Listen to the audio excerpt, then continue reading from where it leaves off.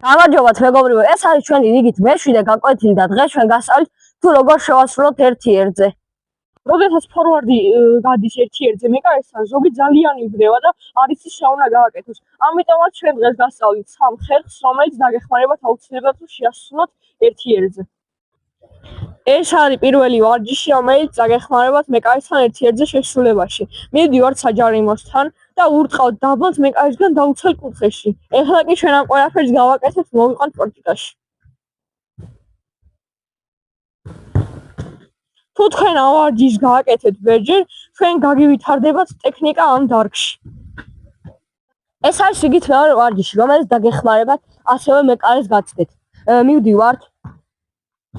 არსებობს 2 ხერხი. თუ მეკარე გვავიწროებ, შეგვიძლია 1 ხერხით თავზე გადაუგდოთ, მეორე ხერხით კი მოვუჭრათ ბურთი. ამას კი ახლა ჩვენ მოვიყვანთ პრაქტიკაში.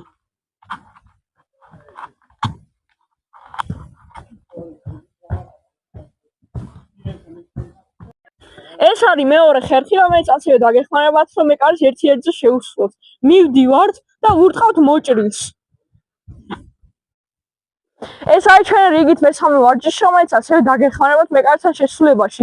მაგრამ თუ თქვენ გეხარებიან კაცები და მიდიხართ თქვენგან სუსტი ფეხის კუთხეში, შეგიძლიათ რომ მოატყუოთ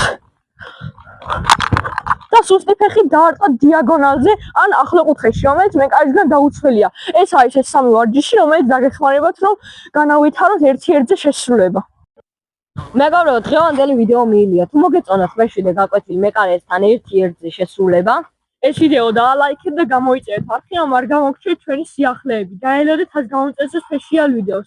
ნახვამდის.